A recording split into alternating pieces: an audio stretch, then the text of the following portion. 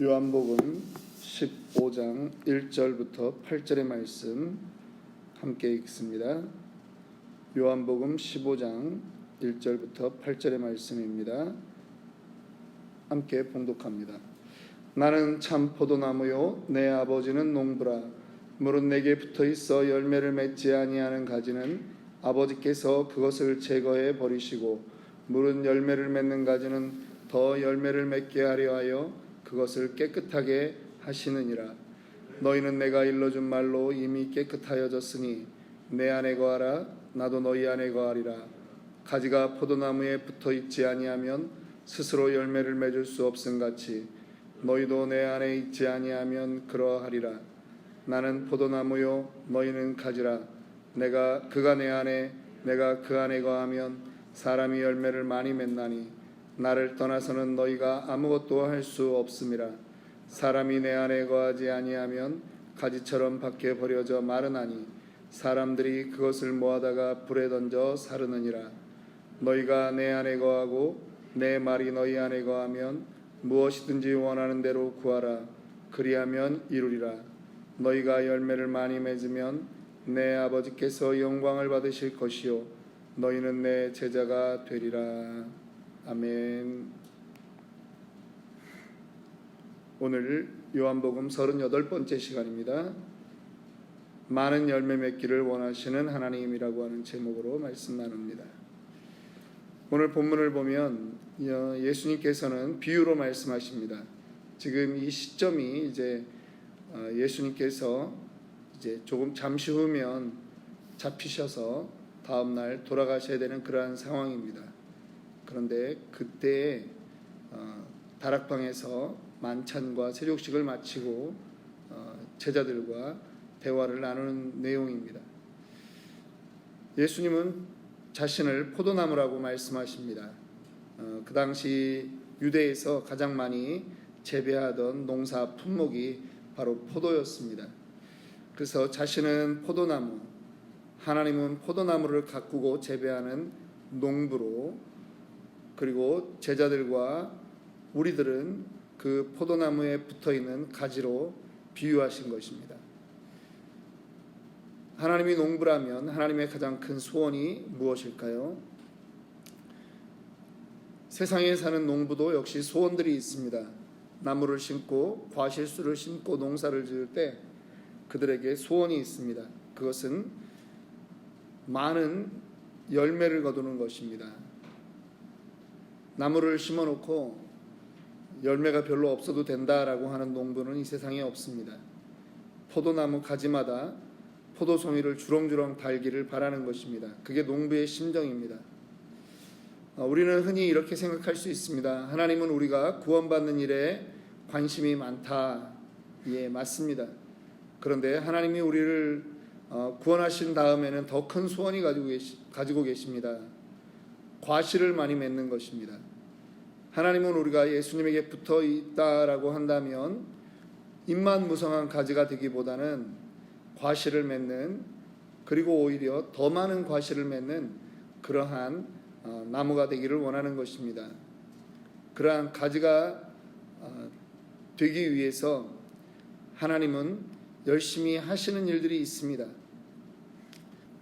자녀된 우리에게 그 하나님이 이 과실을 맺을 때 하나님이 하시는 일들이 있는데, 그러한 것 이전에 하나님이 먼저 우리에게 과실이라고 하는 것을 말씀하실 때는 어떠한 의미가 있을까 살펴봅시다. 이 과실이라고 할 때는요, 포도나무의 열매는 포도가 열리고 오렌지 나무의 열매는 오렌지가 열리는 것이 맞습니다. 그런데 우리 신자에게는 어떤 열매가 열려야 될까요? 가장 우선적으로 생각하면 전도의 열매가 맺히는 것이 가장 맞습니다. 그런데 열매라고 할 때 그렇게 그냥 단순하게 전도 이렇게 하나만 얘기하기는 힘들 것입니다. 전도의 열매가 있는 반면에 또 개인적인 삶 가운데도 성숙이라고 하는 열매가 있을 수도 있습니다. 또 때로는 예전에는 내가 예수를 믿으면서도 모든 물질이 다 나를 위해 사용하고 내 것이었다라고 이렇게 생각이 된다면 점점 신앙생활을 하면 할수록 이 물질도 하나님이 주신 거구나, 은혜 아니면 누릴 수 없구나 라고 하는 그러한 마음이 있어서 헌금 생활에 자유해지는 것도 역시 열매인 것입니다. 갈라디아서 5장 22절 23절에는 오직 성령의 열매는 사랑과 희락과 화평과 오래 참음과 자비와 양성과 충성과 온유와 절제라고 이렇게 말씀합니다. 이것이 전부 다 우리 그리스도인들의 인격을 성숙시켜 나가는 그러한 과실을 상징할 것입니다. 또한 그뿐 아니라 예배드리는 그러한 모든 것들 역시도 우리에게 열매가 될 수 있습니다. 경배와 찬양을 드리고 우리가 예배 자리에 나오는 것, 그것도 역시 열매일 것입니다. 이 모든 것들을 통해서 8절 말씀 보니까 하나님 아버지가 영광을 받으실 것이다 라고 말씀합니다. 여러분들에게는 예수를 닮아가는 그러한 열매가 있다면 어떤 열매가 있습니까? 오늘 우리들이 생각해 보아야 할 질문인 것입니다. 여러분들에게는 이전과 달라지고 예수님 닮아가는 그러한 열매는 어떤 것이 있습니까? 이것이 저와 여러분들의 오늘 하루를 살아가며 나를 살펴보는 그러한 제목이 되기를 원합니다. 포도 농사를 하는 농부가 그 포도나무가 과실을 많이 맺도록 하기 위해서 정성을 쏟아주는 일이 있습니다. 그것은 바로 가지치기를 해주는 것입니다.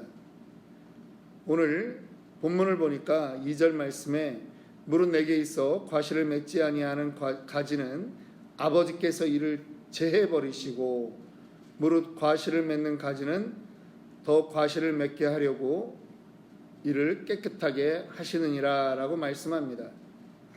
두 가지가 있다라고 하는 것이죠. 첫째, 죽은 가지는 잘라 주어야 합니다. 전혀 소망이 없기 때문입니다. 그러면 이거를 우리에게 적용시켜 본다면 우리 중에 어떤 것이 죽은 나무가지입니까? 어떤 사람은 한때 열심히 따라다니다가 배신한 가룟 유다 같은 사람을 죽은 나무가지라고 해석하기도 합니다. 나름 맞을 수 있습니다. 죽은 나무가지가 어떠한 것이냐 하는 것에 대해서는 이견이 많이 있을 수 있겠지만 이것이 우리의 삶에 다 일일이 적용하기보다는 저는 오히려 지금 깨끗하게 해 주어야 하는 나무가지가 어떠한 것이냐라고 하는 것에 좀 초점을 맞춰보고자 합니다. 깨끗해야 나무는 과실을 맺을 수 있습니다. 하나님께서는 제자들을 과실 맺는 나무 가지로 보시고 그들을 이미 말씀으로 깨끗하게 되었다라고 보시는 것입니다. 예수님이 십자가에서 피 흘려 구원해 주셨기 때문에 우리는 산 가지가 된 것입니다. 예수님에게 붙어 있는 그러한 산 가지가 되어 있는 것이죠. 그런데 이 가지들을 조금만 손질을 해주면 풍성한 과실이 열릴 것으로 기대되는 그러한 가지들인 것입니다. 바로 우리가 그렇다라고 하는 것이죠. 저희 집에 그 마당에 나무가 하나 있는데 이게 예전에는 라임 나무다 그래가지고 또 찾아도 보고 그랬는데 이게 초록색일 때는 뭔지 몰랐다가 나중에 지금 보니까 라임이라고 하든 뭐라고 하든 상관이 없는데요. 그냥 마켓에 가서 이렇게 지난번에 보니까 이 귤이 오렌지가 별로 이렇게 싱싱하지 않더라고요. 그래서 제가 우리 집에 있는 그 나무의 열매가 더 싱싱하겠다 그래가지고 집에 와서 한 20개를 땄습니다. 그래가지고 요즘 그거를 먹고 있는데 너무 답니다. 이게 오렌지 나무구나. 식물 그 자체의 이름이 뭐든 상관없이 지금 저희는 오렌지로 알고 먹고 있습니다. 근데 그 나무 가지가요, 어느 쪽은 너무 이렇게 잔가지가 많으니까 이 열매가 조그만 거예요. 그런데 제가 이사 와가지고 이제 막 가지치기를 많이 해줬던 부분은 이게 주먹보다 더 크게 열매가 그렇게 열리고 있습니다. 그리고 이 며칠 물을 안 줬더니 이 당도가 올라가는 겁니다. 그리고 얼마 전에는 비가 왔더니 이 전부 그 따는 곳마다 아주 더 즙이 많은 거죠. 주이시한 거죠. 이게 너무너무 좋습니다. 그러면서 이제 깨닫는 거죠. 올해 이 겨울에 가지치기를 좀 더 잘해야 되겠다. 그래서 열매 맺는 곳에 더 좋은 열매가 맺히도록, 그러면 열매가 더 큼직하고 더 수분이 많은 그러한 오렌지가 되겠다라고 하는 생각이 드는 것입니다. 이거는 뭐 농사를 안 져봤어도 이게 진리구나라고 하는 것을 깨닫게 되는 것입니다.